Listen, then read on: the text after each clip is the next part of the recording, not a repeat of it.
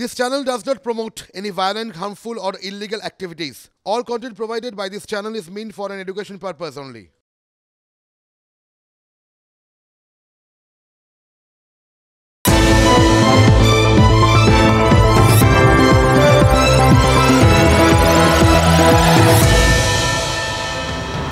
আচ্ছা, এই মুহূর্তে ধরুন সমস্ত রাজনৈতিক দলই যদি ধরেন, তাদের নেতা নেত্রীদের সবথেকে বড় টেনশন কি?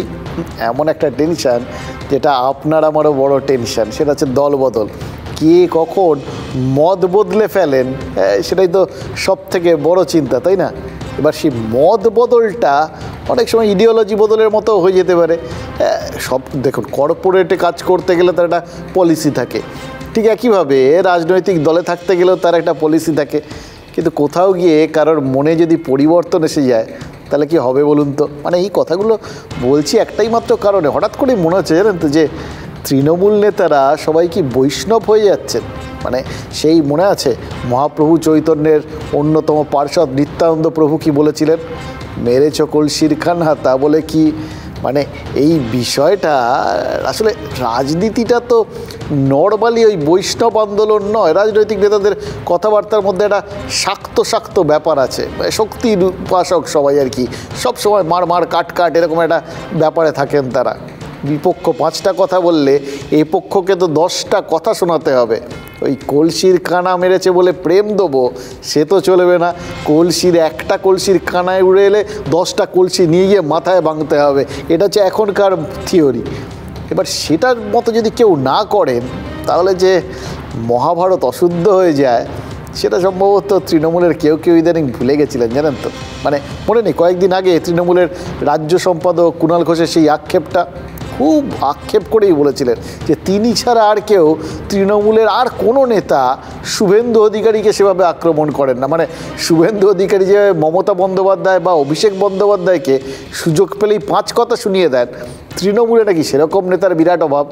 একা কুণাল ঘোষ তিনি ওই একা কুম্ভের মতোই আর কি, এই ব্যাপারে গড় রক্ষা করছেন, এটা তার বিরাট বড় আক্ষেপ ছিল। মমতা চোর, ক্যাগ রিপোর্টে প্রমাণিত হয়েছে 2 লক্ষ কোটি টাকা মমতা চুরি করেছে। ভোট কাঙালিনী, ভোট ভিকারিনী এইরকম খুঁজে পাবেন না। মুখ্যমন্ত্রী নিজেই চোর এবং ঘুষখোর, কাকে দেব? শুভেন্দু অধিকারীকে চোর শুভেন্দু আজ পর্যন্ত তারা বলে উঠতে পারলেন না। তৃণমূলের কিছু তথাকথিত সিনিয়র, শুধু বয়সের কারণে সিনিয়র হলে তো হলো না, তাহলে তো কচ্ছপ হচ্ছে পৃথিবীর সিনিয়রতম প্রাণী। এতদিনে মনে হচ্ছে কুণাল ঘোষের আক্ষেপের জায়গাটা দলনেত্রী রিয়েলাইজ করতে পেরেছেন, আর তাতে তার যে প্রতিক্রিয়া কি হয়েছে সেটা একদম হাতে নাতে টের পেয়েছেন মলয় ঘটক, আসানসোল উত্তরের বিধায়ক মলয় ঘটক রাজ্যের শ্রমমন্ত্রীও।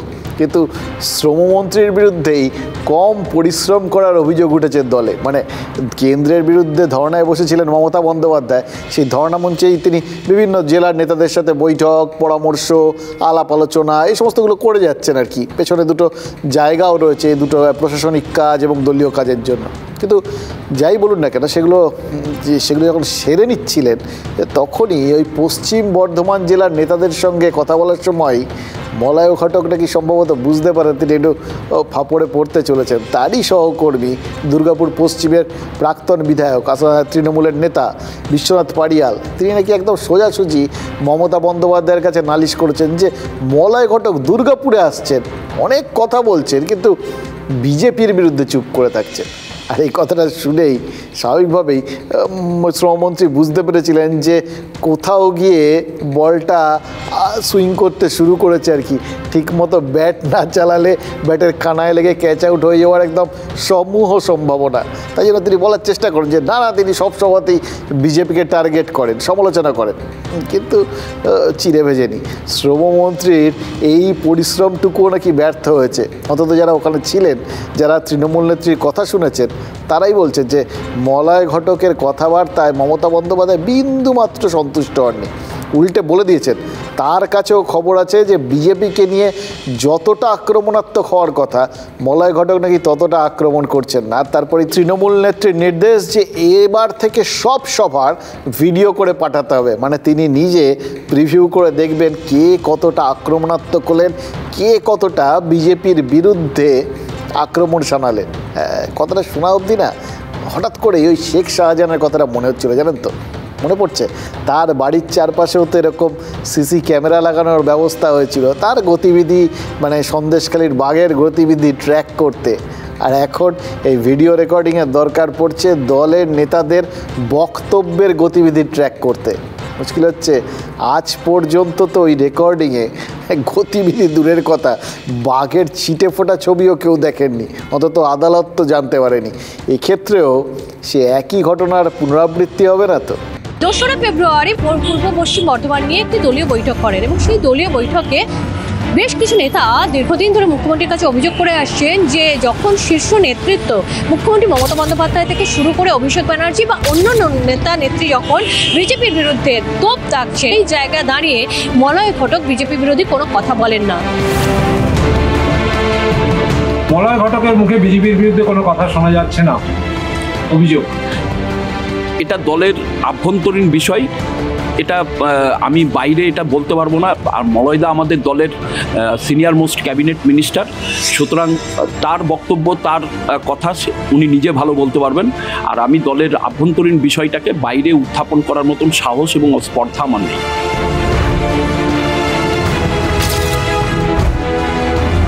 এত চুরি করেছেন, ইডি সিবিআই ডাকছে, ভয় যেতে পারছেন না, বলার নেই তো কিছু। ওদের লোক ওদের বিরুদ্ধেই বলছে, ওদের নেতারা ওদের বিরুদ্ধেই বলছে। মলয় ঘটক কি আপনাদের সঙ্গে যোগাযোগ রাখছে? প্রশ্নই নেই। আর মুখ্যমন্ত্রী মমতা বন্দ্যোপাধ্যায় তথা সর্বভারতীয় তৃণমূল কংগ্রেসের সভানেত্রীর কাছে যখন এই বক্তব্য আসে তখন তিনি অভিযোগ আসার পরে জানান মলয় ঘটককে এরপর থেকে যখনই কোনো সভায় বক্তব্য রাখাবে তার ভিডিও যেন মমতা বন্দ্যোপাধ্যায়ের কাছে চলে আসে। দলের যদি কোনো সমস্যা হয়, দলের চলার পথে যদি প্রতিবন্ধকতা তৈরি হয়, নিশ্চিতভাবেই সেটা দলের অ্যাপ্রোপ্রিয়েট ফোরাম আছে, জায়গা আছে, সেখানে দাঁড়িয়ে আমি প্রতিবাদ করব, সেখানে দাঁড়িয়ে বলবো। কে বিজেপি পন্থী তৃণমূলের মধ্যে আর কে তৃণমূলের মধ্যে বিজেপি পন্থী নয় এ বোঝা মুশকিল। আর কার কাছে অভিযোগ করা হচ্ছে? যার কাছে অভিযোগ করছে সেই তো হচ্ছে যে নিজের ভাইপোকে বাঁচানোর জন্য বিজেপির দোরগোড়ায় গিয়ে উপস্থিত।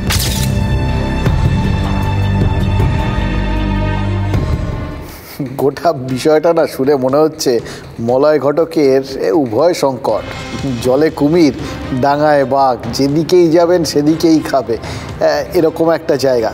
কেন মনে হচ্ছে জলে কুমিরের কথাটা, সেটা অবশ্য একটু ব্যাখ্যা করতে হবে। ব্যাখ্যা করলে আপনারাও বুঝতে পারবেন যে গোটা বিষয়টা কোনখান থেকে কোনখানে পৌঁছচ্ছে। আপাতত মলয় ঘটকের অবস্থা ওই উভয় শঙ্কু অবস্থায়। তিনি এই মুহূর্তে নিশ্চয়ই বিচার করছেন আর কি, মনে মনে ভাবছেন যে কোনটা শ্রেয়, কুমির না বাঘ। बंगाल को पूरे भारत के अंदर भ्रष्टाचार के कारण बदनाम करने का काम ममता बनर्जी की सरकार ने किया। কয়লার কালি থেকে গরু পাচার, স্কুলের নিয়োগ থেকে রেশনে বেনিয়ম, দুর্নীতি অস্ত্রে শান দিয়েই ধর্মতলা সভায় তৃণমূল সরকারকে নিশানা করেছিলেন অমিত শাহ। কাকতালীয়ভাবে কয়লা পাচার মামলায় কম করে 12 বার মলয় ঘটককে তলব করেছে ইডি। 12 বার মলয় ঘটককে তলব করলেও, কলকাতা ও দিল্লিতে ডেকে পাঠালেও 12 বারের মধ্যে নাকি মাত্র একবার হাজিরা দিয়েছিলেন মন্ত্রী। ডিসেম্বর মাস থেকে মলয় ঘটকের বিরুদ্ধে তেড়েফুঁড়ে তদন্ত শুরু করেছে সিবিআইও। শ্রমমন্ত্রী ও তার পরিবারের সদস্যদের ব্যাংক অ্যাকাউন্ট ডিটেলস চেয়েছিল কেন্দ্রীয় গোয়েন্দা সংস্থা।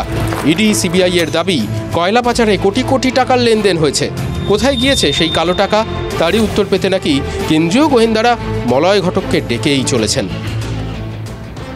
এবার আপনাদের একটু কুমির আর বাঘের গল্পটা বোঝাই। দেখুন, বাঘ তো বুঝতেই পারছেন, আপাতত বাঘ ডাকছে, বাঘের পিঠে না, বাঘের একদম সামনে দাঁড়িয়ে আছেন মলয় ঘটক, তাই জন্যই রেকর্ডিংগুলো তাকে রেডি করতে হবে। কিন্তু কুমির জলে তো নামতে হবে মনে হচ্ছে বাঘকে এড়াতে হলে। কুমির কেন ধরবে সেটাও এর আগে তৃণমূল দলনেত্রী পরিষ্কার করে তার দলের লোকজনকে কিন্তু বুঝিয়েছেন।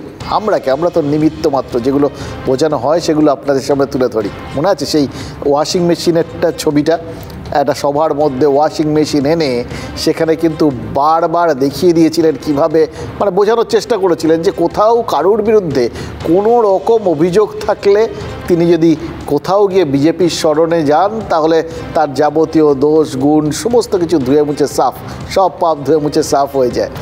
এবং সেটা যদি না হয় সেটাও বারবার বিভিন্ন জায়গায় পরিষ্কার করে দিয়েছেন। যারা যারা তার দলের লোকজন তাদের ডিস্টার্ব করা হচ্ছে, রাজনৈতিক উদ্দেশ্য প্রণোদিত হবে, তাদের বিরুদ্ধে লেলিয়ে দেওয়া হচ্ছে ইডি সিবিআইকে।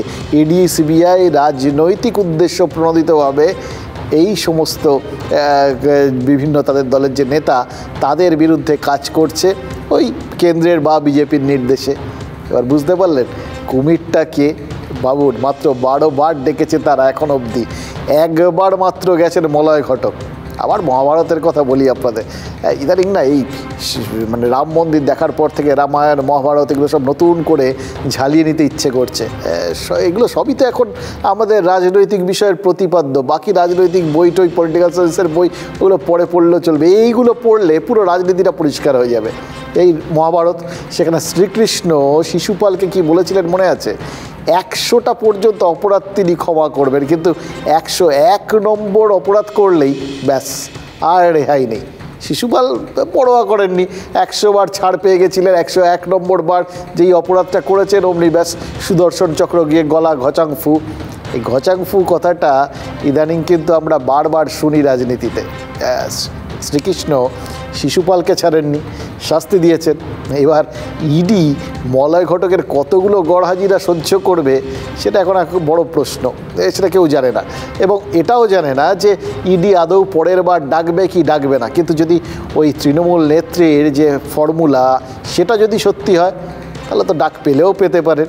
মানে এরপর যদি মলয় ঘটক সত্যিই ডাক পেয়ে যান, মানে প্রথম কথা মলয় ঘটক যদি ডাক ছাড়েন তৃণমূল নেত্রী যেরকম বলেছেন, এবং তারপর যদি তাকে সত্যিই ইডি ডেকে পাঠায়, মানে ইডির ডাক পান বা সিবিআইয়ের ডাক পান, তারপর ইডির দপ্তরে যদি তিনি না যান তাহলে কি হবে? মানে ওই শিশুপাল তত্ত্ব কতবারের জন্য খাটবে সেটা তো আমরা জানি না। এবার মমতা বন্দ্যোপাধ্যায়ের কথা অনুযায়ী এই রকম পজিশনে তিনি পড়তেই পারেন, তা ভয়টা কি একদম মনের মধ্যে নেই? বিজেপি নাকি ওয়াশিং মেশিন, ওয়াশিং পাউডার, একটা ওয়াশিং পাউডার সাদা, কালো হয়ে ঢুকবে, কালো পাউডার দিয়ে দেবে, আর ব্যাস ওয়াশিং মেশিন দিয়ে সাদা পাউডার বেরিয়ে আসবে, পুরো রং করে চুনকাম করে বের করে চলে দেবে। ওরা ভয় দেখিয়ে ভোট করতে চায়, বলবেন ভয় দেখাবে না, এজেন্সি দিয়ে ভোট করতে চায়, ভয় দেখিয়ে ফোন করে করে বলে শোন না তুই যদি আমাদের সাথে না আসিস তোর বাড়িতে ইডি পাঠিয়ে দেবো। ইডি কি করবে? সিবিআই কি করবে? আজ আছে কাল নাই। আচ্ছা, এই সমস্ত কথাবার্তা যিনি একবার শুনেছেন, নেত্রী বলে কথা, নেত্রী বলছেন যখন, কথাগুলো কিন্তু মনের মধ্যে একদম গেঁথে যাবে, মানে গেঁথে যেতে বাধ্য। এইটা যদি কারোর মনের মধ্যে গেঁথে যায় তার পক্ষে সত্যিই কি আর কাউন্টার অ্যাটাকে যাওয়াটা সম্ভব, মানে অল আউট অ্যাটাকে যাওয়াটা সম্ভব? আগে প্রশ্ন, কারণ অল আউট অ্যাটাকে যেতে গেলে তার তো মনে হতে পারে যে কাউন্টার অ্যাটাকে তার ডিফেন্স আবার উড়ে যাবে না, তো নিজের ডিফেন্স সামলাবেন নাকি পাল্টা আক্রমণ করবেন, এটা তো বড় প্রশ্ন। এবং মনের মধ্যে আরও কয়েকটা জিনিস, শুধু যে খেলাধুলো তা তো না, এখন সব কিছু ওই খেলা হবে বলে কথাবার্তা বলছেন। এবারও এই লোকসভা ভোটের আগেও তৃণমূল নেত্রী ফের খেলা হবে স্লোগান তুলেছেন। তো এই খেলার কথা তো, খেলার থিওরি তো বললাম, আক্রমণ করতে গিয়ে পাল্টা আক্রমণে গোল না খেয়ে যান, এই চিন্তা তো সবার মনের মধ্যে থাকবে। আবার একই সঙ্গে নিউটনের থিওরি, এই সায়েন্সটা আজকাল আফটার অল দেখুন পলিটিক্যাল সায়েন্স তো, তাই না? তো সায়েন্স ব্যাপারটা আছেই। নিউটনের সেই তৃতীয় গতিসূত্রের কথা সেটা তো আমরা সবাই জানি, সায়েন্স পড়ি চাই না পড়ি সবাই জানি। Every action has got equal and opposite reaction. প্রত্যেকটা অ্যাকশানের একটা সমান এবং বিপরীত প্রতিক্রিয়া আছে প্রত্যেক ক্রিয়ার। এবার নিউটনের সেই তৃতীয় গতিসূত্রের কথাও কি তাদের মনে পড়বে না? কারোর কি মনে পড়বে না যে তিনি ক্রিয়া করলে প্রতিক্রিয়াটাও যদি হজম করতে হয় তাহলে কি হবে? মানে সোজা বাংলায় বিজেপিকে আক্রমণ করতে গিয়ে যদি ইডি সিবিআইকে খুঁচিয়ে দেওয়া হয়, এটাই তো তৃণমূলের নেতারাই বলেছেন যে কেন্দ্রীয় এজেন্সি সবসময় এটাই করে, বিজেপির কথা শুনে চলে। এই সমস্ত থিওরি যদি কারোর মাথার মধ্যে ঘোরে, এতদিন তো তাদের এটাই বলা হয়েছে, তাদের শোনানো হয়েছে, তাহলে তাদেরকে খুব দোষ দেওয়া যাবে। এই জায়গাতেই মনে হচ্ছে মলয় ঘটকের মনের মধ্যে না এখন টালমাটাল চলছে, তার এখন একদম পুরো বিরাট বড় পরীক্ষার সামনে পড়ার মতো দশা, একেবারে সীতার মতো অগ্নি পরীক্ষা। দলীয় লাইন যে তিনি মেনে চলছেন তার একদম পরীক্ষা দিয়ে দেখাতে হবে। আবার পরীক্ষা দিতে গিয়ে যদি দেখেন যে এতদিন তার দলের নেতারাই ইডি সিবিআই সম্পর্কে যে কথাগুলো বলেছেন সেগুলো সত্যি, তাহলে যে কী হবে তারপরে, মানে পরবর্তী সময়টা তার পক্ষে যে সুখকর নাও হতে পারে, সেই বুক দুরু ভাবটাও তো রাখতে হবে। আচ্ছা, এইটাই কি তৃণমূল নেত্রী চাইছেন? মানে সবার সামনে দুধ কা দুধ পানি কা পানি করে দিতে চাইছেন যে কি হয়, কার বিরুদ্ধে মুখ খুললে তার প্রতিক্রিয়া হয়, সেটাকে একদম হাতে গরম পরীক্ষা করে দেখিয়ে দিতে চাইছেন? তাহলে তো সেক্ষেত্রে মলয় ঘটক সেই এক্সপেরিমেন্টের ক্ষেত্রে কি, যাই হোক, কারণ সেক্ষেত্রে তৃণমূল বলতে পারবে দেখুন যে বিজেপির বিরুদ্ধে মুখ খুললে প্রতিহিংসার রাজনীতির শিকার হতে হয়। আর এর একটা উল্টো দিকও আছে, সত্যিই মুখ খুললে বিপদ ডেকে আনা তত্ত্বটা যদি তখন অন্য তৃণমূল নেতাদের মাথায় গেঁড়ে বসে, তাহলে কিন্তু আবার উল্টো বিপদ। শুধু মুখ বন্ধ রাখার পর ভরসা না করে কেউ কেউ হয়তো তলায় তলায় সরাসরি যোগাযোগ রাখতেও শুরু করে দিলেন, বা যোগাযোগ হয়তো আছে সেটা আরও বাড়িয়ে দিলেন, কারণ ইডি আর সিবিআইয়ের নজরে আছেন, কেন্দ্রীয় এজেন্সি একাধিকবার ডেকেছে, আবার ডাকতে পারে, অথবা এখনও ডাকেনি কিন্তু ডাকতে পারে, নজরে রয়েছে। এরকম নেতা তো তৃণমূলে এই মুহূর্তে কম নেই। জাতে মাতাল তাহলে ঠিক, এরা ইডি সিবিআই ডাকছিল মাঝখানে, বলা বন্ধ করেছে শুধু নয়, তার জন্য কত উৎকোচ দিয়েছে সেটাও দেখতে হবে। এরা ঝোলা ভরে ভরে দিয়ে আসছে, তাই থামছে, কখনো থামছে কখনো গতি বাড়ছে। এদের সঙ্গে খোকা বাবুদের খুব ভালো রিলেশন আছে। ভূত দেখছে মমতা ব্যানার্জি, মলয় ঘটককে বলছে, একে বলছে, তাকে বলছে, এরা তো কর্মচারী, এটা তো পার্টি নয়। কর্মচারীরা এইসব কথা শুনছে, তাই ট্রাপিজের খেলা খেলছেন, এতে কোনো লাভ হবে না। মানুষ নরেন্দ্র মোদীজির পক্ষে, Trinamool would be rejected. Time হয়ে গেছে, time is knocking the door. Malay Ghatak সুদ চড়াচ্ছে না, এটা সবাই জানেন, এর মধ্যে নতুন কিছু নেই।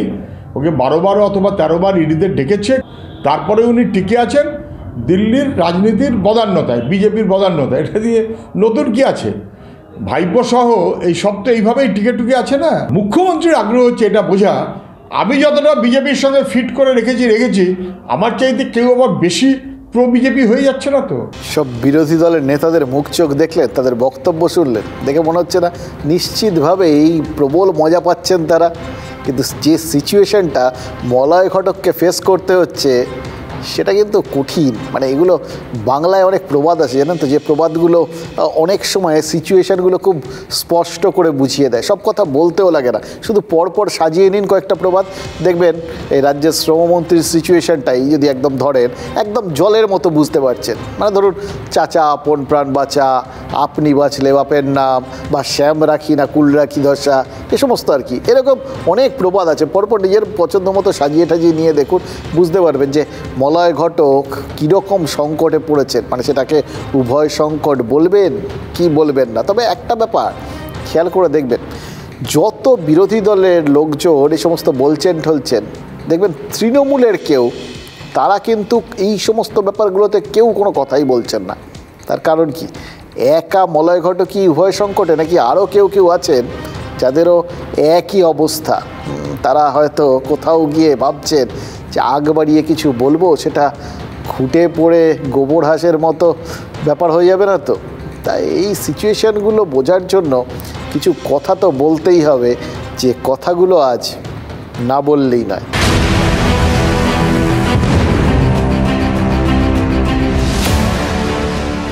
মাঝে মধ্যে সিরিয়াসলি বলছি, মমতা বন্দ্যোপাধ্যায়কে দেখে খারাপই লাগে জানেন তো। মানে একজন লড়াকু নেত্রী, ফায়ার ব্র্যান্ড যাকে বলে, তিনি একার কাঁধে কত কি করবেন বলুন তো? একটা দলকে টানছেন, রাজ্যকে টানছেন, সব কিছু করছেন, এবং তার মধ্যে আবার এই বিভিন্ন রকম দলের মধ্যে ছিদ্র, সেগুলোকে মেরামত করতেও হচ্ছে। আর কোন কোন জায়গা তাকে আটকাতে হবে বলুন তো? একটা ছিদ্র বন্ধ করছে তো আরেকটা দিয়ে জল বেরোচ্ছে, হাতে তো 10টা আঙুল। কিন্তু এই মুহূর্তে তো মনে হচ্ছে তৃণমূলে তার সামনে শত শত ছিদ্র। মমতা বন্দ্যোপাধ্যায় কি বুঝতে পারছেন যে তৃণমূলের অনেক নেতাই একটু শেকি হয়ে গেছেন, চুপচাপ হয়ে গেছেন? কারণ ওই যে ইডি ডাকছে, এই একটা ভয়, এটা তো দেখে মনে হচ্ছে কোথাও মানে ইডি ডেকে পাঠাচ্ছেন এরকম নেতা তৃণমূলে কম পড়িয়াছে নাকি। সেই তালিকার বাইরে যারা আছে তারাও একটু মেপে ঝুঁকে সাবধানে পা ফেলছেন। এটা তো মানে বোঝা যাচ্ছে আর কি। এটা যাতে পরে কেউ ওই বললাম ঘুটে পড়ে গোবর হাসে কথাটা কারোর ক্ষেত্রে যাতে খেটে না যায়, সেটাই নিশ্চয়ই তাদের মাথার মধ্যে কাজ করছে। দেখুন, মুখে যে যাই বলুন না কেন, দলের চাহিদা যাই হোক না কেন, দলের স্বার্থে আজকের যুগে কেউ হাসি মুখে শহীদ হতে চাইবেন মনে হয় আপনাদের? ক্ষুদিরাম বসুকে মালা সবাই দেন, তাই না? কিন্তু ক্ষুদিরাম বসুর শহীদ হওয়া নিয়ে নানা ব্যাখ্যা তো চারপাশে আজও ঘুরে বেড়ায়, এবং নেতারা তো নিজের মতো করে ব্যাখ্যা খোঁজেন, মানুষজন সবাই খোঁজেন। এই শহীদ হওয়াটা কতটা যুক্তিযুক্ত, দেখুন এই ব্যাখ্যাগুলোর মধ্যে দিয়ে কিন্তু পরিষ্কার যে মনের মধ্যে সবসময় এই প্রশ্নটা চলে। অন্য কেউ শহীদ হলে সবসময় দেখবেন নেতা তুমি এগিয়ে যাও, আমি তোমার পেছনে আছি। পেছনে থাকার লোক সবাই আছে, আসলে নেতা যত এগোয় বাকি লোকগুলো পেছোয় আর কি। এবার এই থিওরিটা সব ক্ষেত্রেই সত্যি। কে এগিয়ে যাবেন এর যারা নেতা টেতা আর কি, তারা সবাই এই থিওরিটা তো জানেন। অন্যদের ক্ষেত্রে তারা যেটা করেন তাদের ক্ষেত্রে অন্যরা করবেন সেটাও জানেন। ফলে এগিয়ে যাওয়ার ক্ষেত্রে সবার মধ্যেই কিন্তু পিছুটার কাজ করে। দল যা চাইছে তা করা নিয়ে হয়তো দলের অনেকের মনেই টানাপোড়েন রয়েছে, কিন্তু কথা হচ্ছে যে টানাপোড়েন যদি থাকে তাহলে আবার তো অন্য দিকও আছে তার। টানাপোড়েনে চিরকাল যেটা হয়ে থাকে সচরাচর, সেটাই কি হচ্ছে? মানে একটু বুঝিয়ে বলি। নর্মালি টানাপোড়েন মনের মধ্যে চললে কি হয়, আপনার চিন্তা ভাবনার মধ্যে কোথাও একটা আগল নষ্ট হয়ে যায়, তাই না? একটা যে টান টান ভাব থাকে সেই জায়গাটা একটু নড়বড়ে হয়ে পড়ে। ঠিক আছে, কীভাবে দলের মধ্যে টানাপোড়েন থাকলে কোথাও না কোথাও কোনো আগল টাগল সেগুলো আলগা হয়ে যায়। সবকটারই একটাই রেজাল্ট, ওই আগল যদি আলগা হয়, যদি টানাপোড়েন চলে, তাহলে নিয়ন্ত্রণ বিষয়টা জারি হোক নিজের মনের ওপর, নিজের দলের ওপর, নিজের কর্মীদের ওপর, সবটাই প্রশ্নের মুখে পড়ে যায়। সেটাই কি আরও স্পষ্ট করে দিলেন অভিষেক বন্দ্যোপাধ্যায়। মমতা বন্দ্যোপাধ্যায় তো নির্দেশ পাঠিয়েছিলেন, ওই সুদীপ বন্দ্যোপাধ্যায়ের মাধ্যমে সমস্ত তৃণমূল সাংসদকে নির্দেশ পাঠিয়েছিলেন আজ ধর্ণা মঞ্চে উপস্থিত থাকতে। সবাই তো মুড়ি করে ওই দিল্লির থেকে হাজির হয়েছেন কলকাতায়, আজকে সবাই হাজির ছিলেন, প্রায় হুইপ জারির মতো ব্যাপার আর কি। কিন্তু তারপরেও ধর্ণা মঞ্চে অভিষেকের অনুপস্থিতিটা কারোর কিন্তু বড্ড চোখে লেগেছে। এখন অনেকের মনেই এই অনুপস্থিতিটা অনেক প্রশ্নের জন্মও দিয়ে গেছে। সত্যিই কি দলে নিজের কর্তৃত্ব জাহির করতে, নেতৃত্বের প্রশ্নে ওঠা যাবতীয় জল্পনা কল্পনা থামিয়ে দিতেই এই হুইপ জারি করেছিলেন মমতা বন্দ্যোপাধ্যায়? অভিষেক কি সেই জল্পনাই জিইয়ে রাখলেন? অভিষেক কোথায়, কলকাতায় না দিল্লিতে? তাই নিয়ে গতকাল থেকে তৃণমূল নেতারা সবাই, ওই বিভিন্ন তৃণমূল নেতা যারা ফিরে এসছেন এখানকার সবাই আর কি, তাদের বক্তব্যের মধ্যে দিয়ে উত্তর দেওয়া তো দূরের কথা, আরও বেশি প্রশ্নের জন্ম দিয়ে বসে আছে। সবাইকে আসছে, সমস্ত এমপিরাই আসবে। অভিষেক বন্দ্যোপাধ্যায় আসছেন বোধহয় এসে গেছে, খবর নিন তো, আমি ঠিক জানি না, এসে আর কথা তো শুনলাম তো। অভিষেক বন্দ্যোপাধ্যায় আপনার সঙ্গে গেছেন? অভিষেক বন্দ্যোপাধ্যায় আমাদের সাথে ফেরেননি, আমি বলতে পারবো না। কবে ফিরবেন বা কিছু আমি জানি না, আমি তো টিকিট। অভিষেক কোথায় সেটা বড় কথা নয়, বড় কথা তিনি যেখানেই থাকুন তিনি ধর্ণা মঞ্চে ছিলেন না। তাহলে কি তিনি নেতৃত্বকে চ্যালেঞ্জের মুখে ফেলে দিলেন? চ্যালেঞ্জ ছুড়ে দিলে এবং অভিষেকের পুরনো দিনের কথাগুলো যদি মনে রাখেন, তাহলে বুঝতে হবে দলের 3টে বিষয়ে, মানে 3টে দলীয় সিদ্ধান্তের ওপর, আরও স্পষ্ট করে বললে দলনেত্রীর 3টে সিদ্ধান্তের ওপর তার সমর্থনটা নেই। এটা কিন্তু ধরে নিতে হবে, এটা পরিষ্কার। দেখুন স্পষ্ট করে যেটা তিনি বলেছেন তার মাধ্যমেই আপনি এই জায়গাটাতে পৌঁছতে পারবেন। প্রথমত অভিষেকের বক্তব্য অনুযায়ী ধরতে হবে যে তাকে ধর্নার থেকে তুলিয়ে একই ইস্যুতে তৃণমূল নেত্রীর ধর্নায় বসা তিনি মানতে পারছেন না। বলেছিলেন তো, তিনি ধর্নায় বসেছিলেন, ধর্নাটা আন্দোলনটা একটা গতি পেয়েছিল, ধর্নার থেকে তাকে উঠতে হয়েছে কারণ তাকে নির্দেশ দেওয়া হয়েছিল, তৃণমূল নেত্রী নির্দেশ দিয়েছিলেন এবং তিনি দলের একজন একনিষ্ঠ সৈনিক হিসেবে সেই নির্দেশ পালন করেছেন মাত্র। সেই একই ইস্যুতে তার ফলে তৃণমূল নেত্রীর ধর্নায় বসা সেটা যে তিনি মানতে পারছেন না সেটা তার তখন পরের বক্তব্যগুলোর মধ্যে দিয়ে স্পষ্ট হয়ে গেছিল। দ্বিতীয়ত, এই ধর্না তাহলে কি নিষ্ফলা হবে বলেই তিনি মনে করেন? তাই জন্যই বেকার জিনিসে সময় নষ্ট করার পক্ষপাতে তিনি নন। বলেছিলেন তো যে সে গিয়ে প্রধানমন্ত্রীর সাথে দেখা করলেন, তারপর 1.5 মাস হয়ে গেল, সে টাকা পয়সা তো কিছু এলো না, তারপর মনে করেছেন ধর্না দিলে পাওয়া যাবে। আমি তাতে আছি, মানে আমার সব সমর্থন রয়েছে দলনেত্রীর যাবতীয় বক্তব্যে, এই কথাই তো বলেছিলেন তিনি। তাহলে কোথাও গিয়ে এই বিষয়টাতে মানে খুব একটা কার্যকরী হবে বলে তিনি মনে করছিলেন না। আর 3 নম্বর, তিনি যে স্বতন্ত্র চিন্তাভাবনায় বিশ্বাস করছেন, নিজের মতো করে ভাবনা চিন্তার স্বাধীনতা চাইছেন এবং সাম্প্রতিককালের মান অভিমান যে তার মন থেকে মুছে যায়নি, তা তিনি যতই বলুন যে দলনেত্রীর প্রত্যেকটা নির্দেশ মেনে চলবেন, বাস্তবে যে সেটা একদম পুরো অক্ষরে অক্ষরে মানতে পারছেন না, সেটা অভিষেক নিজেই কি বুঝিয়ে দিলেন। আমি ধর্ণা প্রত্যাহার করতে চাইনি, কিন্তু মমতা বন্দ্যোপাধ্যায় আমার দলনেত্রী, তার যা নির্দেশ, তার যা আদেশ আমার কাছে শিরোধার্য। বিজেপি সৌজন্যতা দেখানোর পাত্র নয়। মমতা বন্দ্যোপাধ্যায় পরবর্তীকালে এটা রিয়েলাইজ করে নিজে দিল্লিতে যান, বৈঠক করেন। সেই বৈঠকও 1-1.5 মাস হয়ে গেছে, তারপরেও ফলপ্রসূ কিছু হয়নি। তারপরেও যদি মমতা বন্দ্যোপাধ্যায় সিদ্ধান্ত নেয় যে আমি 2 তারিখ আন্দোলন করব, সঠিক সিদ্ধান্ত নিয়েছে। আমরা বলছিলাম না, তৃণমূলে নেতৃত্ব এবং কর্তৃত্বের প্রশ্নে যুদ্ধের অবসান ঘটল নাকি নতুন যুদ্ধ শুরু হলো, সেটা বলার সময় এখনও আসেনি। এত সহজে কোনো সিদ্ধান্তে পৌঁছানো যাবে না। এবং এটা যে ভুল বলিনি তার হাতে গরম প্রমাণ তো পেয়েই গেলেন, তাই না? রাজনীতি যে আসলে রক্তপাতহীন যুদ্ধ, এই কথাটা যে কত বড় সত্যি, আশা করি সবাই নতুন করে উপলব্ধি করলেন। সত্যি বলতে কি, এটা আর যুদ্ধের স্তরেও আদৌ আছে কি না সেটা ভেবে দেখতে হবে। এটা বোধহয় এতদিনে মহাযুদ্ধে পরিণত হয়েছে। তাহলে ধর্ণা ভাইপো দেবে না ধর্ণা পিসি দেবে, এটাতে আমাদের কোনো বাড়তি আগ্রহ নেই। কিন্তু যে যাই ধর্ণা দিক না কেন, শেষ বিচারে 6 তারিখে দিল্লি গিয়ে একেবারে বিজেপি RSS-এর নেতাদের পায়ে পড়বে, আমায় ক্ষমা করো প্রভু। দুর্নীতি যার একমাত্র আশ্রয়, তার ভাগাভাগি নিয়ে যখন লড়াই, তখন পরিবারের মধ্যে তার প্রভাব পড়তে বাধ্য। এখানেই লুকিয়ে থাকুন বা তিনি আসুন বা না আসুন, রাজ্যের মানুষ এটা চান যে দুর্নীতির 2 মাথা উপযুক্ত শাস্তি পায়। লোক বলছে হেমন্ত চলে গেছে, বসন্ত আসছে। লোক এটাও বলছে যে হেমন্তের পিসি হয়েছে, পুলিশ কাস্টডি হয়েছে, এবার পিসি ভবিষ্যতে হবে কি না এবং সাথে ওনার ভাইপোর, সেটাই দেখার অপেক্ষা। রাশিয়ায় একটা সময় বলশেভিক কম্পিটিশন বলে একটা কথা খুব চালু ছিল, যেটাকে বলা হতো স্বাস্থ্যকর প্রতিদ্বন্দ্বিতা, যাতে আখেরে নাকি সংখ্যাগরিষ্ঠ মানুষের লাভ হয়।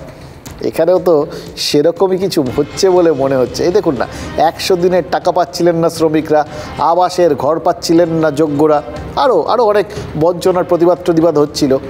সেই প্রতিবাদের আগুনে প্রথম কথা যে হাত সেঁকতে সেই আন্দোলনটাকে দিল্লি অবধি নিয়ে গেছিলেন অভিষেক। তারপর অভিষেক সেই প্রতিবাদের আগুনে মানে জল ঢালাই বলুন বা যাই বলুন আর কি, যে কোথাও গিয়ে নিজেদের বিরুদ্ধে সেই অভিযোগগুলো আসছে, অথবা তিনি মনে করেছিলেন এই প্রতিবাদটাকে আরও উস্কে দেওয়া দরকার, গোটা রাজ্যে ছড়িয়ে দেওয়া দরকার।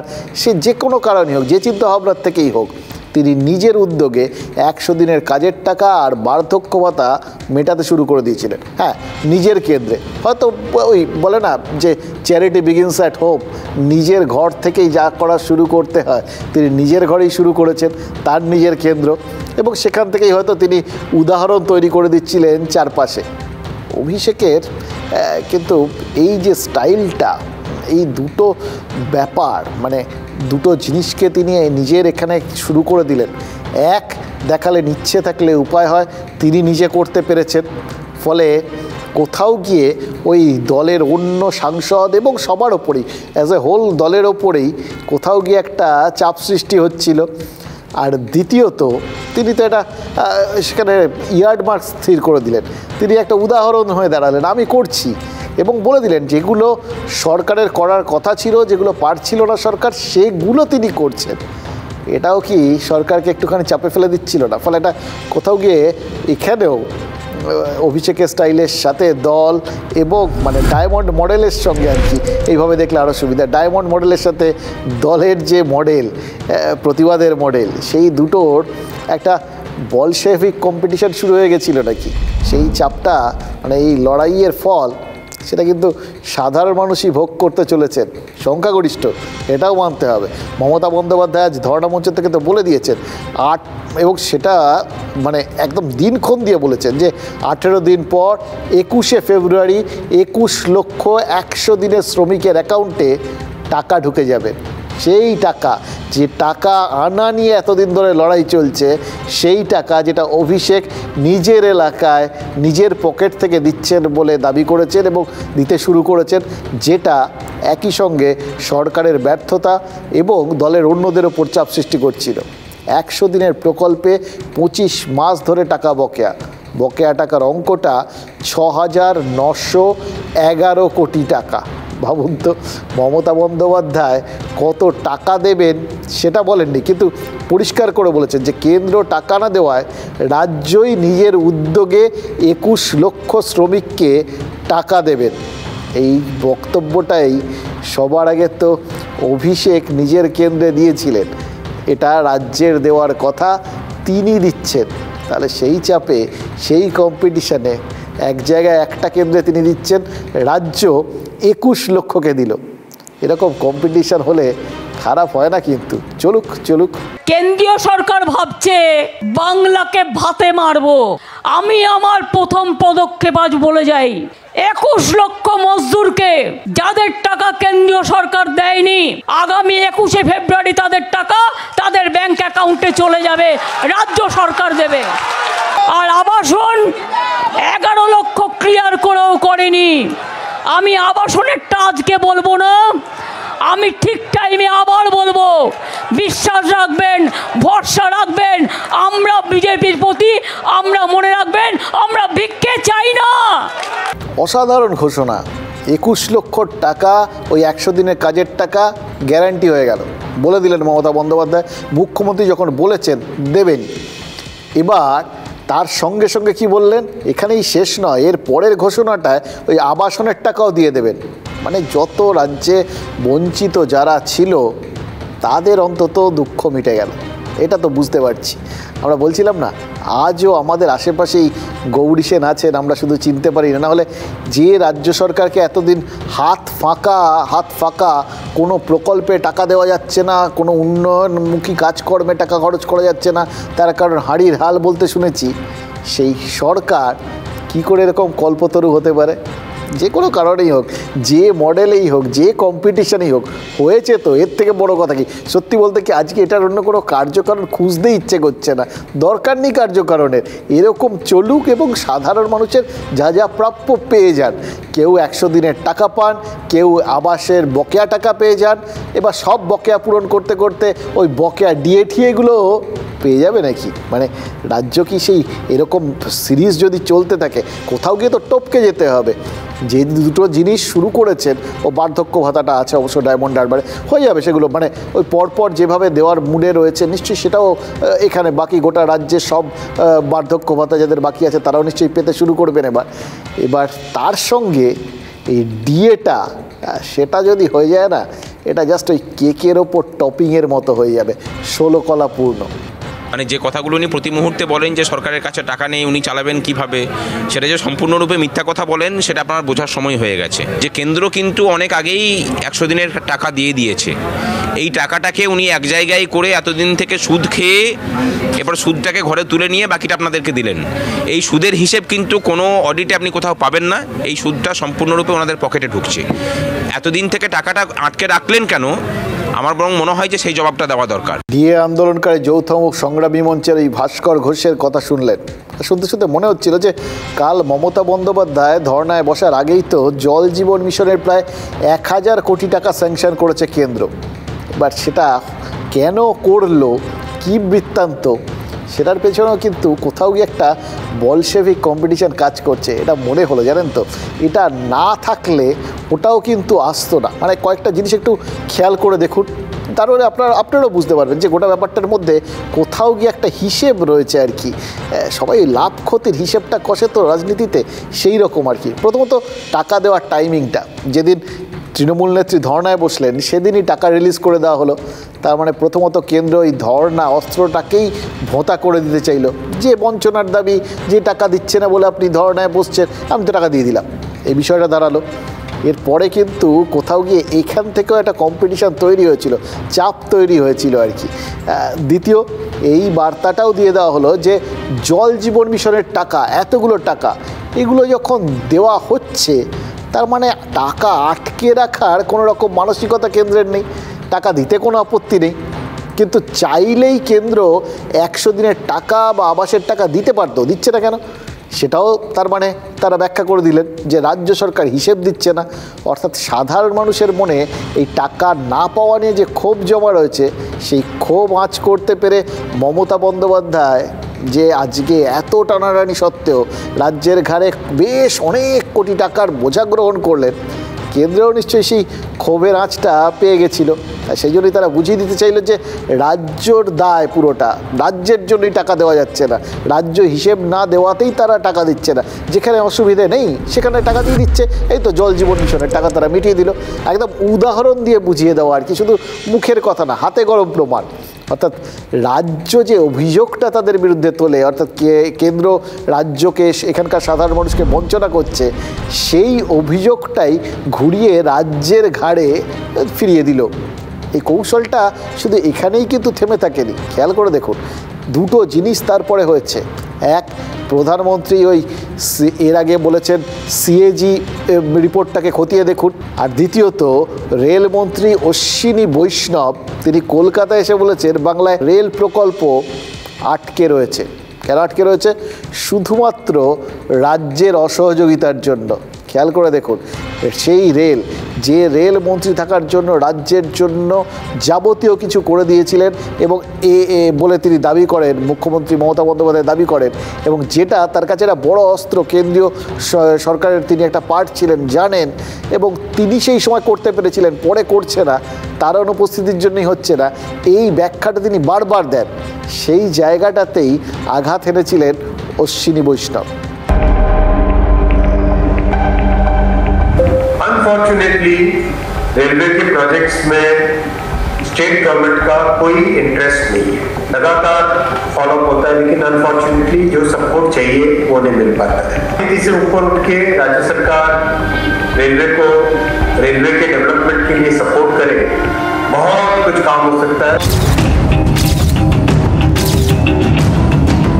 2009 से 2014 में केवल 4,380 करोड़ रुपीस का एलोकेशन होता था, 4380। आज मोदी जी वेस्ट बंगाल में रेलवे के डेवलपमेंट के लिए 13,810 करोड़ का एलोकेशन कर रहे हैं। रेलवे लाइन में अगर सपोर्ट मिल जाए स्टेट का तो वो काम भी तेज़ी से होगा। এই জল জীবন মিশনের টাকা স্যাংশন থেকে প্রধানমন্ত্রীর সিএজি রিপোর্টের উল্লেখ, আর তারপর রেলমন্ত্রীর কলকাতায় এসে রেল মন্ত্রকের এই যাবতীয় কাজকর্ম, এই 50,000 কোটি টাকার কাজ আটকে থাকার ব্যাখ্যা দেওয়া, এর কোনোটা কিন্তু বিচ্ছিন্ন ঘটনা না, বরং এক সূত্রে গাথা। লোকসভা ভোটের আগে বাংলার মানুষকে মনে করিয়ে দেওয়া যে তোমাদের রাজ্যের সরকারের অসহযোগিতা রয়েছে, তো সেই জন্যই এই টাকাগুলো দেওয়া সম্ভব হচ্ছে না। কৌশলে এটাই কেন্দ্র মনে হচ্ছে বুঝিয়ে দিতে চাইল। এগুলোর একটাই কিন্তু রাজনৈতিক ন্যারেটিভ, যে ন্যারেটিভ প্রধানমন্ত্রী তৈরি করে দিয়েছিলেন ওই সুদীপ বন্দ্যোপাধ্যায়ের প্রশ্নের জবাবে। সুদীপ ব্যানার্জি বকেয়া নিয়ে জানতে চেয়েছিলেন, প্রধানমন্ত্রী বলেছিলেন সিএজি রিপোর্ট দেখে নিতে, আর তারপর তো সিএজি রিপোর্ট তুলে তুলে সবাইকে যা দেখানোর, যা শোনানোর, সেগুলো সুকান্ত মজুমদাররা শুনিয়ে দিয়েছেন। বলেছেন রাজ্য প্রায় 2 লক্ষ কোটি টাকার হিসেব দিতে পারেনি, আর সেই জন্যই এই সিএজি রিপোর্টেই তা রয়েছে, আর সেই জন্যই কেন্দ্র টাকা দিতে পারছে না। এই গোটা বিষয়টার মধ্যে না একমাত্র শুভেন্দু অধিকারীর ভাবনা চিন্তাটা মনে হচ্ছে একটু অন্যরকম। মানে সবাই একমুখীভাবে এই বঞ্চনা রাজ্য করেছে, আসলে এই ব্যাপারটা রাজ্যের ওপর চাপিয়ে দেওয়ার চেষ্টা করছিলেন, তারা টাকা দিচ্ছেন, দিতে কোনো সমস্যা নেই, এখানকার মানুষজনের জন্য টাকা দিতে তারা উপরহস্ত, এই ব্যাখ্যাগুলো তারা করছিলেন, এটা এক ধরনের রাজনৈতিক ন্যারেটিভ, এক ধরনের চিন্তাভাবনা। শুভেন্দু অধিকারীর চিন্তাভাবনাটা একদম যেন তো অন্যরকম। আসলে দীর্ঘদিন তৃণমূলে ছিলেন তো, সেই সুবাদে রাজ্য এবং সরকারের মন্ত্রী থাকার সুবাদে মুখ্যমন্ত্রী সবাইকে খুব ভালো করে চেনেন তিনি। শুভেন্দু যার জন্য দল সরকারকে খুব ভালো করে চেনার সুবাদেই বলতে পেরেছেন যে রাজ্য সরকারের এই যে অর্থাভাবে হাঁসফাঁস দশাটা, এটাকে এরকমভাবে হালকা করে দেওয়াটা না তিনি ঠিক এনজয় করছেন না। মানে তার হয়তো মনে হচ্ছে যে খাতেই কেন্দ্র টাকা পাঠাক, সেটা জল জীবন মিশন হোক বা অন্য কোনো খাত, সেটা তো আসলে টাকাই, আর রাজ্যের হাতেই আসছে সেই টাকা। আলটিমেটলি রাজ্যকেই তার মানে একটুখানি স্বস্তি দিতে পারে এইরকম হাঁসফাঁস পরিস্থিতির থেকে। এর আগে তো বহু সময় দেখা গেছে যে মিড ডে মিলের টাকার থেকে কোথাও গিয়ে ক্ষতিপূরণ দেওয়া হয়েছে, তারও তো চেক টেকগুলো দেখে পরিষ্কার বোঝা গেছিলো, এবং রাজ্য সেক্ষেত্রে বলেছিল কিন্তু আমাদের টাকা আমরা যে খাত থেকে দিই না, পরবর্তী ক্ষেত্রে সেখানটায় ভরে দিলেই তো হলো। ফলে কোন টাকা কোথায় কিভাবে যাবে এই ব্যাপারটায় তিনি খুব একটা খুশি হয়েছেন বলে তো মনে হলো না। আসলে রক্তপাতহীন যুদ্ধ হলেও যুদ্ধ তো রাজনীতি, তাই জন্য প্রতিপক্ষ একটু দম নিক এটা কেউ চান না। শুভেন্দু অধিকারী মনে হচ্ছে একটু ক্ষুণ্ণই হয়েছেন, আর সেই ক্ষোভ এমনিতে আর কারোর ওপর দেখাতে পারছেন না, তাই জন্যই বোধহয় রাজ্যপালের ওপর দেখালেন। সেরকমই তো মনে হচ্ছে। রাজ্যপাল দিল্লি গিয়েছিলেন, বলেছিলেন, ফিরে এসে বলেছেন, কথাবার্তা বলে এসছেন তিনি, কেন্দ্র রাজ্যের বকেয়া সব মিটিয়ে দেবে। এইটাই কোথাও গিয়ে বোধহয় শুভেন্দু অধিকারীকে মানে একটা মাথার মধ্যে স্পার্ক করে দিয়েছে। ওই জন্যই কি তিনি রাজ্যপালকে আক্রমণ করে বসলেন। দিল্লিতে অমিতজি এবং ধনকরজির সঙ্গে দেখা করার পরে রাজ্য সরকারেরও সওয়াল করেছেন, তা কখন প্রেম প্রীতি ভালোবাসার উদয় হয়, কখন ঝগড়া হয়, তা আমি বলতে পারবো না। এই রাজ্যপাল অনেক দিন ধরে অনেক কথা বলেন, ওর কথাকে কেউ গুরুত্ব দেয় না, ওরা তো দেয় না। ওয়ার রুম খুলেছিলেন, ৭২,০০০ কমপ্লেন পাঠিয়ে দিয়েছিলেন, একটা কমপ্লেনেরও কিছু হয়। আমরা মহামান্য রাজ্যপালকে বলেছি আপনার হাতে প্রচুর ক্ষমতা আছে, আপনি আবার পাওয়ার এক্সিকিউট করুন। He is right, I am also right. I am in favor of the people of West Bengal, not particularly government. As far as my relation with the government is concerned, I will support what government does, not whatever it does. রাজ্যপাল শুভেন্দু অধিকারীর কথা শুনে যে প্রতিক্রিয়া দিলেন, তাতে তো শুনে মনে হচ্ছে একটাই কথা, কোথাও গিয়ে তিনি যেন বলতে চাইছেন যে যার নিজের চরকায় তেল দিন আর কি, তিনি তার কাজটা তার মতো করে যাবেন। কিন্তু এই কথাটা আজ আরও অনেকের জন্য খেটে যাচ্ছে, জানেন তো। কাঁথি পুরসভার চেয়ারম্যান সুবল মান্না যেরকম, তাকেও তার দল কোথাও গিয়ে হয়তো এইটাই বলে থাকবে এখন, জানেন তো। মানে দলের এইটা বলারই বোধহয় সময় হয়েছে বলে দলের অনেক নেতাই মনে করছেন, যা করছেন সেটা কিন্তু দলকেই চাপে ফেলছে। মানে এর আগে অবশ্য তাকে দল চাপে ফেলেছিল, একটা অনুষ্ঠানে শিশির অধিকারীকে প্রণাম করেছিলেন, গুরুদেব বলেছিলেন, আরও অনেক কিছু। এবার যে শিশির অধিকারী বিভিন্ন সময়ে তৃণমূলের সাংসদ এই মুহূর্তে আছেন কি নেই, তার বিরুদ্ধে তৃণমূল সরিয়ে দেওয়ার জন্য চিঠি দিয়েছে, তিনি অমিত শাহ সভায় গেছিলেন, এ সমস্ত কারণে তৃণমূলও তাকে ওন আপ করে না। ফলে এই রকম একজনের সঙ্গে তার রিলেশন, এই জায়গার থেকেই তৃণমূল তাকে সরিয়ে দিতে উদ্যোগী হয়েছিল। কাজটা সহজ হয়নি, অনেক কাঠ খড় পুড়িয়ে তবে সুবলকে চেয়ারম্যানের চেয়ার থেকে সরানো গেছে। কিন্তু তাকে কিছু দল এর বাইরে কোনো শাস্তিমূলক ব্যবস্থাও নেয়নি। শুধু কাঁথির নতুন চেয়ারম্যান হয়েছেন সুপ্রকাশ গিরি, মন্ত্রী অখিল গিরির ছেলে। এবার এখনও নাকি সুবল মান্না পূর্ব মেদিনীপুরের জেলা তৃণমূলের যে সমস্ত নেতাই গিরি পরিবারের বিরোধী, তাদের একজোট করার চেষ্টা করছেন। ফলে আবার সেখানে একটা দলীয় সংঘাতের সম্ভাবনা টের পাচ্ছেন সবাই। এবার এই গোষ্ঠীদ্বন্দ্ব জিনিসটা না তৃণমূলের ক্ষেত্রে বলছিলাম অসংখ্য ছিদ্র, তার মধ্যে এটা একটা। এই জিনিসগুলো নিশ্চিতভাবেই মুখ্যমন্ত্রীকে ইরিটেট করছে, যার জন্যই বোধহয় তিনি বারবার ওই যাকে যার কাজ সেইটা মন দিয়ে করার ইঙ্গিত বা নির্দেশ দিচ্ছেন। কাঁথিতে অনেক নেতা আছে, মন্ত্রী আছে, একটা দলের চেয়ারম্যানকে সরিয়ে দিয়ে আতশবাজি ফাটানো, আবির মাখা মানুষের কাছে কতটা গ্রহণযোগ্য আগামী দিনে তা বলবে। লোকসভা হোক, বিধানসভা হোক, পঞ্চায়েত নির্বাচন হোক আর পৌরসভা নির্বাচন হোক, মানুষ ভোট দেন মমতা বন্দ্যোপাধ্যায়কে দেখে, মমতা বন্দ্যোপাধ্যায়ের উন্নয়নের উপরে আস্থা ভরসা বিশ্বাস রেখে। এখানে কে কি বলছে এটা বড় কথা নয়। আমি বলবো মাথা ঠান্ডা করে দলের সঙ্গে থাকা, দলের অনুশাসন মেনে চলা, এতে দলের সমৃদ্ধি হবে বা নিজেরও সম্মান থাকবে। এই শহরে তৃণমূল কংগ্রেস বহু ভাগে বিভক্ত, আড়াআড়ি দুটো ভাগ নয়, বহু ভাগেই বিভক্ত। ভোটাররা তৃণমূল কংগ্রেসকে ভোট দিতে না দেওয়ার উচিত শিক্ষাটা লোকসভা ভোটে দিয়ে দেয়। দেখুন, এক কাঁথিতে রক্ষা নেই। ঝালদা, গোঘাট সবই তো দোষর। ঝালদা পুরসভার চেয়ারপারসনের বিরুদ্ধে দলের হুইপ অগ্রাহ্য করে অনাস্থানে ছিলেন দলেরই কিছু কাউন্সিলর। চতুর্দিকে যদি এরকম হুইপ অগ্রাহ্যের প্রবণতা চলতে থাকে, কীভাবে চলবে বলুন তো? এই যে নির্দেশ না মানাটা, এটা কিন্তু ভয়ঙ্কর ছোঁয়াছে। এটা নিশ্চয়ই তৃণমূলে নিশ্চয়ই ঠাওর হচ্ছে, মানে ওখানে ফের আবার গণ্ডগোল লেগে গেছে ঝালদাতে। গোঘাটেও পুরপ্রধানের বিরুদ্ধে, দলেরই পুরপ্রধান, তার পুরো বিরুদ্ধে দুর্নীতির পোস্টার পড়েছে। আর মমতা বন্দ্যোপাধ্যায় বলেছেন তৃণমূলের এক ভাগ অন্যায় করলেও করতে পারে, কিন্তু যত দিন যাচ্ছে না মনে হচ্ছে ওই এক ভাগের সংজ্ঞাটা জোর করে তৃণমূলেরই কিছু নেতা বদলে দিতে চাইছেন। টাকা নিয়ে এসব পৌরসভা কাজগুলো করাচ্ছে, খারাপ কাজ হচ্ছে, তার জন্য আমরা এর বিরুদ্ধে পোস্টারিং এবং প্রতিবাদ আমরা এসএসকে ওই বিষয়ে জানিয়েছি যে সাধারণ মানুষ এবং পৌর সম্পত্তিকেও ব্যক্তির কাছে অর্থের বিনিময়ে বিক্রি করেছে। প্রথমে ইলেকট্রিক অফিস থেকে সার্ভে করে ওই মাঠের পাশ দিয়ে নিয়ে যাচ্ছিল, তো ওইখানে মানুষজন আমাকে অবজেকশন করে। আমরা দেখালাম যে ওর পাশেই আমাদের একটা পার্ক আছে, একটু কোনানি দিয়ে তারটা চলে যেয়ে ওর জায়গায় ট্রান্সফরমার পড়বে যেখানে কাঁচা পিতলের ফ্যাক্টরিটা আছে। এটা ফালতু একটা ইস্যু। কিন্তু পৌরসভা সুন্দরভাবে চলছে, উন্নয়ন হচ্ছে। শিশুদের পার্কে আছে, তার উপর দিয়ে ইলেকট্রিক হাই অ্যাঙ্কারের লাইটের জন্য নিয়ে যাচ্ছে। দেখুন, বিরোধীদের চক্রান্তই হোক আর তৃণমূলের গোষ্ঠীদ্বন্দ্বই হোক, যে কারণেই গোঘাটে পোস্টার টোস্টারগুলো পড়ুক আর কি, আসলে তো এই সবকটা ঘটনা একটা দিকেই নির্দেশ করছে যে তৃণমূলে ছিদ্র করার মানুষের অভাব নেই। এবং সত্যি কথা বলতে কি, এই পরপর ছিদ্র তো কম পড়ে নাই। এই আজকেই দেখুন না, দেব ঘাটালের সাংসদ, তিনি সেখানে 3টে পোস্ট থেকে পদত্যাগ করে বসে রয়েছেন। কোন কোন পোস্ট না, ওই ঘাটাল হাসপাতালের রোগী কল্যাণ সমিতির প্রধান, তারপর ওখানকার রবীন্দ্র শতবার্ষিকী মহাবিদ্যালয়ের প্রেসিডেন্টের পদ, বা ওই বীরসিংহ ডেভেলপমেন্ট অথরিটির ভাইস চেয়ারম্যানের পদ, মানে যেগুলো ছিল তিনটে দায়িত্ব থেকে আজকে রিজাইন করে বসে আছেন। কেন করলেন? এটার থেকে তো দুটো জিনিস মনে হতে পারে।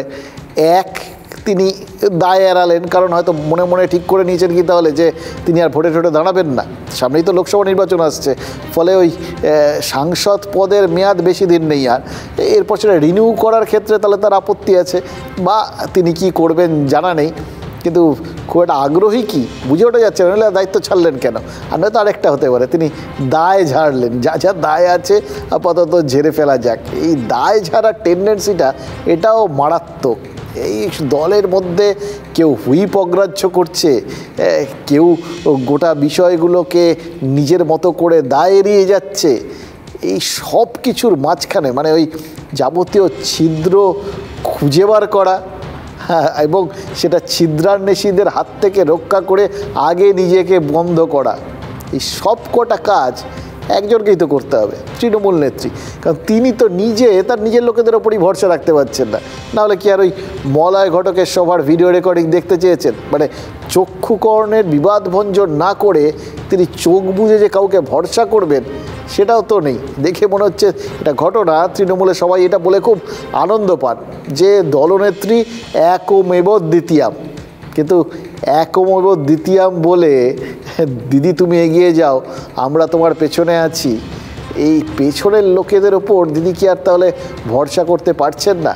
এই একার ওপরে এত চাপ, এটা কিন্তু দল বা তার সবার জন্যই এবং দলের নেতাদের জন্য ভেবে দেখার একটা বিষয়।